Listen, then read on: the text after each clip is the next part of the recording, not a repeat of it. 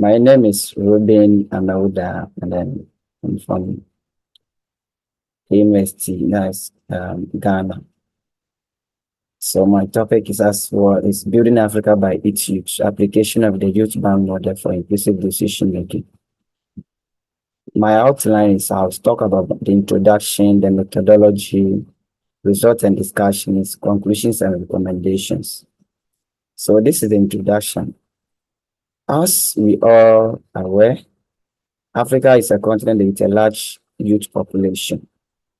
Even the population as a whole is quite large. But the youth, as we say, they are quite more than even the adult and other population. So approximately 60% of the African are under 25 years. And youth, per our definition, they are people below 30 years. So let's say from 13 years to maybe somewhere 25 years. So anybody below that age is regarded as a youth. In 2022, 40% of Africans were under 15. So compared to the global average of 25%. So this is what's one of the research is saying. Based on the forecast by United Nations, African population is projected to reach 2.7 billion by 2050 and 4.5 billion by 21,000. So Africa is a continent that is projected to have more youth in the future. And by 2050, Africa is projected to account for half of the global population, which is not a doubt. That's a global projection by African Union. So some scholars are also saying that Africa's most valuable resources is its youth. And this is true. The most valuable resources that we have of African is the youth. But they are very energetic. They are the working population. Actually, they are going to work to make the continent stand out. Okay, so to continue, the problem I want to actually solve is the youth not involving themselves in decision making, and the adults regard them as not experienced because they don't have more experience. And they are restricted to job as prospects. They are jobless, sometimes they are excluded from our decision making. And this is due to their poor level of education, skills, and experience. So as a result, young people in these areas cannot fulfill their potential. They cannot attain whatever they want to achieve in the future. So my research is to actually dive into this problem and see how what initiative can come to solve some of this problem or to minimize some of this problem. So we do this by successful implementation of the YouthBank in Africa will be a significant step forward in ensuring that young people are actively included in decision-making process. So my study is about analyzing the phases and the golden rules of the YouthBank model to evaluate the impact of the YouthBank project in Ghana and South Africa and identify the success and the challenges of the YouthBank. So that is it. My hypothesis is about I hypothesize that the YouthBank project in Ghana and South Africa has significantly increased youth engagement in the community and improved socioeconomic conditions. And the second hypothesis is that the major success for the YouthBank in Ghana include increases in youth empowerment and community improvement, while the primary challenges involve limited funding and resources. So these two hypotheses are the main thing that I've tested, and they are all true. Fine. So to move on, I want to talk brief about YouthBank International. So YouthBank International is a non-profit organization registered in UK in 1999. They are now in 36 to 40 countries now currently. So YouthBank in a general term is a fund that is controlled by or managed by young people, the youth. We call them youth bankers. In Africa, the YouthBank model was implemented first in South Africa by Institute of Community Advancement, ICA, coordinated by Jerry Marman. So YouthBank found its route in Ghana as by the help of non-profit Italian organization called Fondazione Gondiana di So that are on loose. That's Fox. They are from Italy. They introduced the YouthBank to Ghana, and Reuben Amewuda, that's me, and then one practitioner from Italy also helped in its implementation. So the project came successfully in St. Teresa Center for the Physically Challenged. The actual aim is to help the youth involve themselves in decision making to develop the community. That's the actual aim of the project. Now, I'll talk about my theoretical background. I use empowerment theory as a theoretical background for the study. And this theory is used to examine the ways in which the YouthBank project empowers youth in decision making and how the youth impact their communities through interpersonal, how they relate to each other, that is self-esteem. We're talking about leadership efficacy, and then civic efficacy, that's the intrapersonal component. And we are talking about the behavior that we are going to actually change, because before you change them, you have to change their behavior. That's the behavior component. So in behavior, we are trying to put them into leadership behavior, community engagement, and school engagement. That's what we want to do for the youth. And then the interactional component. The interactional, we talk about the mentor, like we want to mentor them, train them very well. Adult resources, we have to give them knowledge that will also impart them into adulthood, and the resource mobilization, how we can give them the money that they can contribute to develop the community. The second theory I use in this study is Einstein ladder of citizen participation. It was developed by Einstein, 1969, and Tuscan also used this same model. The model have steps that we are actually going to use to apply it in decision making. So the study used this theory to evaluate the level of youth involvement. And by applying this model, the study was able to explain and assess enhanced youth engagement to achieve more inclusive and impactful decision making. So the first one talk about manipulation and therapy. That's the non-participation. In this, the manipulation therapy, we don't expect the youth to start making decisions. This is where we try to change them from whatever mindset they have. Then we come to informing and consulting. We inform them, we train them. That's the degree of tokenism. In the YouthBank project, we use this, I use this as a theoretical background. So during the informing and the consultation, this is where we try to change them to make a decision. So we move to the next stage where we have the plancation, partnership, delegated power, and citizen control. At this level, they have a degree of power to make a decision. This is where they call for application, they interview their grant makers, and they make a decision for which project they want to part and whatever they want to change in the community. That's the highest level. So they do this in the citizen control level. So if this is a ladder that showed level of youth involvement. The third theory I use in this study is the RE-AIM framework. The RE-AIM means reach, effectiveness, adoption, implementation, and maintenance. And this is used to evaluate the projects as a whole. Now, the methodology I use qualitative research and a case study design. So I use 20 youth bankers who are actively involved in the YouthBank project in both Ghana and South Africa. And I took both primary and secondary data. The secondary data is from the YouthBank International Network, and then the primary data is from the youth bankers.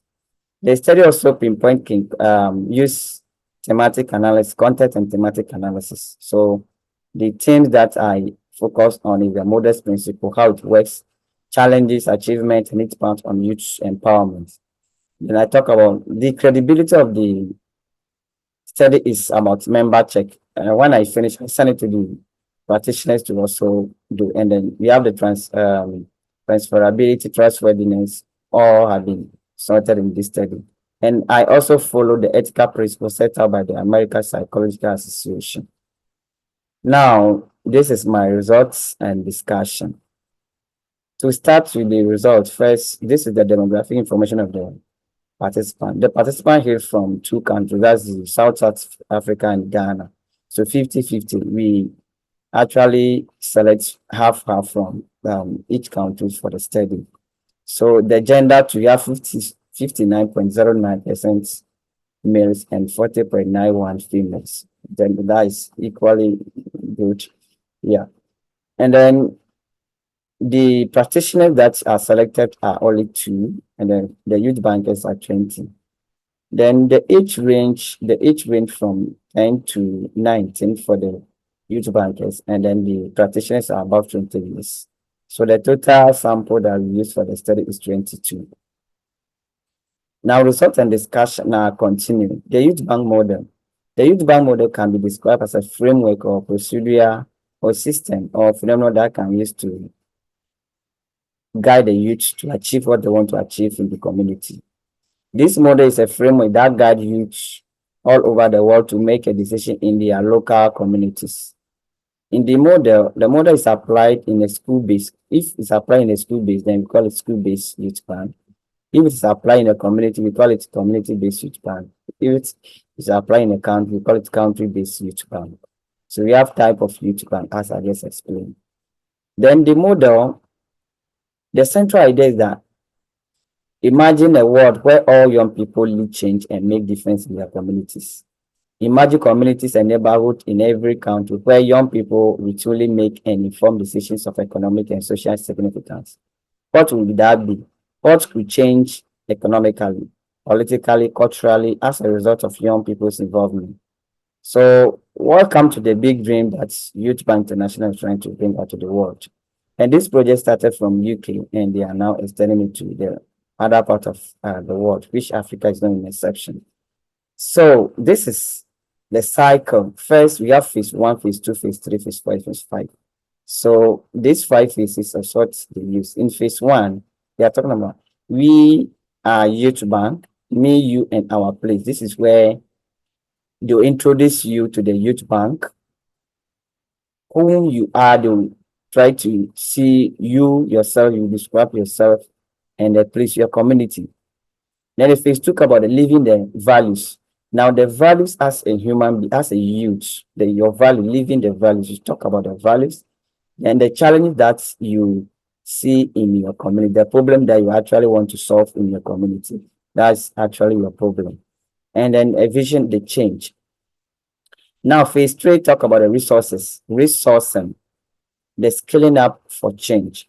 Now, what we do here is we map the community, whatever is not so well, what is not going well in the community, we resource and scale up for that change. And we also do agenda for change in the state, in the phase 3. Then phase 4 is grant making process. This is where the youth will call for projects for funding. So they actually send out forms. When you are interested, you fill the form, then you apply. When you apply, whatever you want to change, they'll interview you, do all those things. So after all this, that's what is going to give them the actually decision-making abilities. And when the phase 5 talk about impact or support, so the impact evaluation of the project, that's the impact of the phase 5. So in all, we have 5 phases, 22 steps, and 81 plus challenges. The challenges are more. Sometimes they are even more than the 81 that I put there. Now, golden rules. Golden rules are guiding principles that guide the youth in the entire project. So they ensure that they are youth-led, they are inclusive, transparent, and impactful in empowering young people to make a difference in their communities. So the youth bank is guided by these rules and regulations. In every organization, there is some kind of rules and regulations. So the golden rules, they are not rules that are going to serve as when you do something bad, you'll be punished. No, but it is something that will guide you, the youth, actually to make a good decision in their communities. So we have the existing findings. So the existing findings noted that the guiding principle of the youth for the community projects are empowerment, sustainability, youth participation, and ethical standard. So that's existing findings about the golden rules. And according to the Venom Regland, that's the CEO of YouthBank International, he is saying that if you replicate YouthBank, you have to keep its core values. So when you repeat YouthBank in any country, you have to make sure you follow these rules. So the rules are youth-led. That means only youths are to participate in it. Open to all young people. The project is open to all youths. Participation and inclusion. Participation is free, you don't have to pay anything, and everybody's included as far as you are youth. Promotion, understanding, and respecting differences. Yeah, we respect each other's view, respect each other's differences, and other stuff. Clear and fair method of grant making. And see as it is. When we are embarking on this project, whatever it's true is true, whatever is false is false. And as seven said, developing young people's skills and experience. We focus on that as well. Reflection and evaluation. After the project, we do reflection and evaluation, and we do celebration as the night for. So these are the golden rules that is guiding the YouthBank project or the YouthBank initiative. So the traditional approach is to say young people will design our future, which which is why we invest in their education. That's what Heweja is saying, one of the studies about the YouthBank model. So now, this is the evaluation of the YouthBank project. In my evaluation, we use the reach, the effectiveness, adoption, implementation, and maintenance. So in terms of the reach, 15 in Ghana, 15 youth bankers were registered at the beginning of the project, but 10 remain enrolled during the entire project life. So the enrollment proportion is 80%, and then the decrease in 20%. So the enrollment is not so bad. But when you compare to South Africa, 5 per town was recruited, 5 young people per town was recruited. 2 per town join and grow as the project continues. So for the recruitment method, actually they all do this formal application. And then the barrier is there's no barrier, there's no barrier for the both countries, for both Ghana and South Africa. Talking of the facilitator in recruiting participants, the school authority agreed on Ghana. The school authority agreed and encouraged the student to participate. I think similar thing applied to South Africa. Now, on the effectiveness, how effective is the project? Now, in Ghana, the project proved to be effective in the sense that it achieved its intended purpose of increasing decision-making ability of the youth bankers.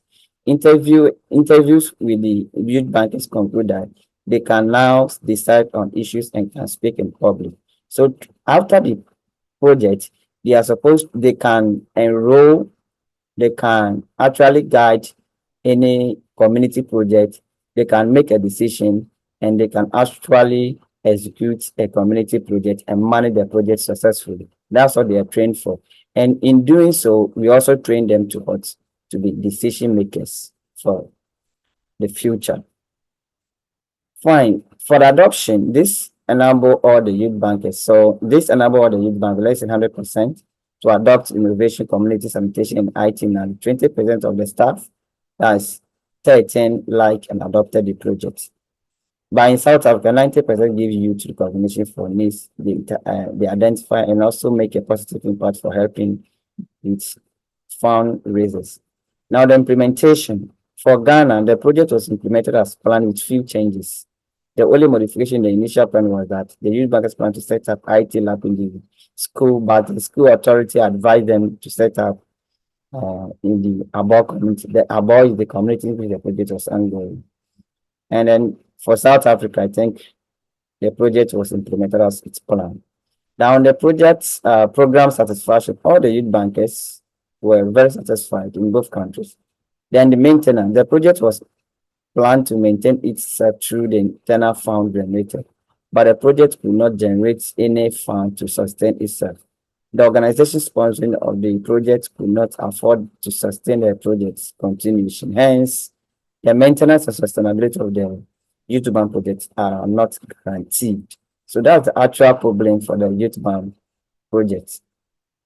How to get continuous funding to sustain the project. This was the main problem for both Ghana and South Africa. Specifically for South Africa, the YouthBank ran on expenses of the ICA organization and still planning future fundraising to grow. So for us in Ghana, we based on Fox, that's the foundation from Italy, and ICA also support the South Africa YouthBank. Success. So in Ghana, the community project that we are able to execute successfully was fish-like looking bins. For sanitation, with design a bin to hot to make their compounds very clean. That's a very good innovative sanitation. And the library, these youths also decide to set up a library for their school, and they did that successfully. And they set up a big IT lab for the community as well to increase IT in their immediate community. In South Africa, these young people has a positive impact in the community in the sense that they fix roads in God vet what that's in South Africa. They are able to fix their road. Their road are so bad. So these young people are able to detect that as a problem, and they're able to put solicit for fund and solve that problem successfully, which is a very good initiative. And that too, they also fix their church washroom and the toilets. The church is not having a toilet, is not having a washroom, so they're able to identify that as a problem, decide on it, and write a project, submit it successfully, and they won a fund during the YouthBank hackathon. They won that, and they're able to establish a good toilet for their church, which is very good initiative. The community also support them to also execute this successfully. So YouthBank is a very nice project that when they bring it, it change whatever is not good in the community. And as a result, it also involve the youth in decision making. All this thing is done by only the youth. We, the practitioners, we only guide them to achieve whatever they want to. That's adult practice. We call them adult practitioners, actually.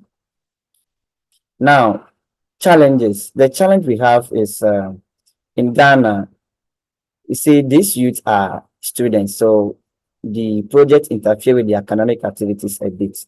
But we also manage, we teach them time management, how they can manage their time with the project lessons and project time, and they're able to execute that successfully. And at initial stage, they have problem with conflict and understanding among which when they are making a decision. Normally, we put them in groups to make a decision. So when you're in groups, sometimes when you're not compatible to each other, there's some kind of small conflict and misunderstanding. But that was all. The practitioners guide them to understand work in a team. So what we do is we teach them to work in a team. The main challenge in Ghana is the lack of funding to sustain the projects. The project is very good, but we lack funds to sustain it.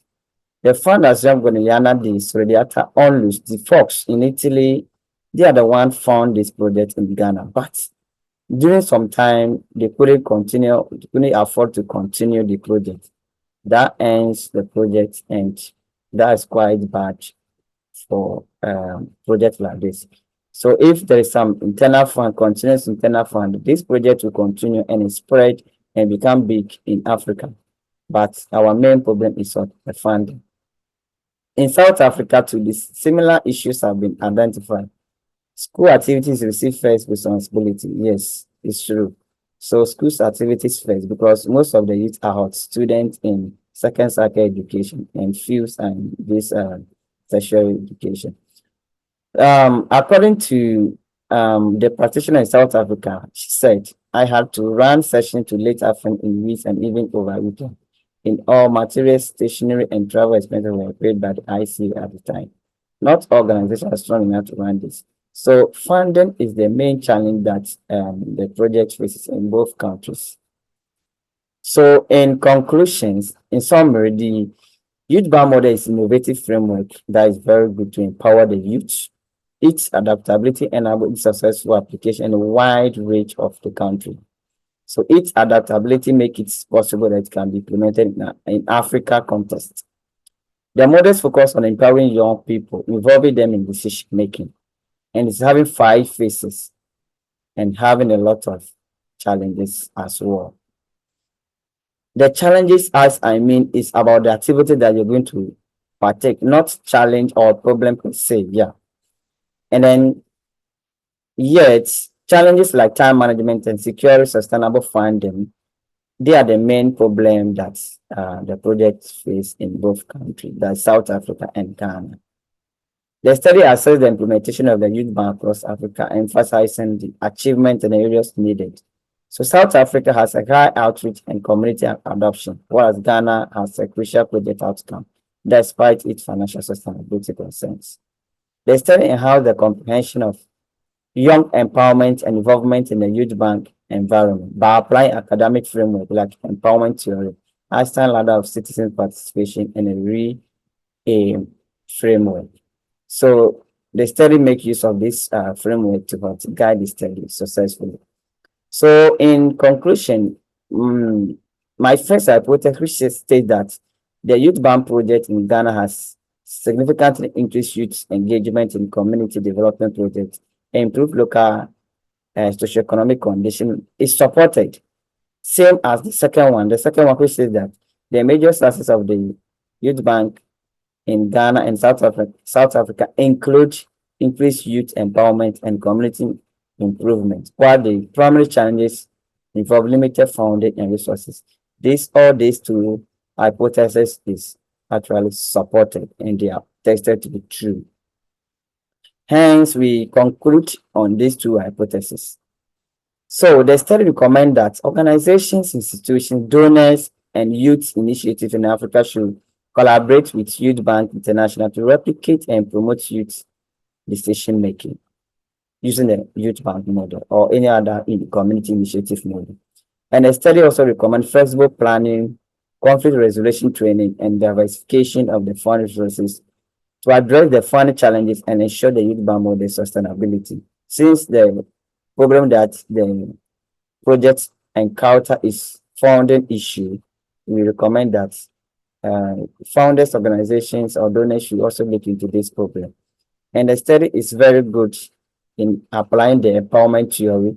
Empowerment theory is a very good theory to empower the youth in their decision making.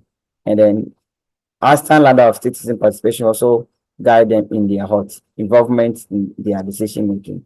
And the re-aim framework is also going to help them evaluate the outcome of the project. So the significance of the study, right? Contribution of the empowerment theory, empowerment of the youth, young people. Yeah, this study is actually sent to empower the youth. And the understanding of the Youth Bank model, yeah, it's also enriched the understanding of the Youth Bank effectiveness, Youth Bank model's effectiveness, because we actually test for the model. And the key challenges. So the study also identified the key challenges and opportunities that need to be addressed. So any future study that want to go into this will look into that problem as well. And the study also filled the existing knowledge gap on implementation of the Youth Bank model in Africa and to build the evidence base for effectiveness of the Youth Bank model. Now, future research can also look into the sustainability strategies. Yes, because the main issue that the study identified is the sustainability issues. Sustainability issues as the main. So any future study can also look into how community projects can also actually avoid or solve this problem. Yeah. And then future study can also make a comparative study to compare the Youth Bank model to other community initiatives to see the applicability using the re-aim framework or any similar framework. So these are my references, and thank you very much for your time and everything. So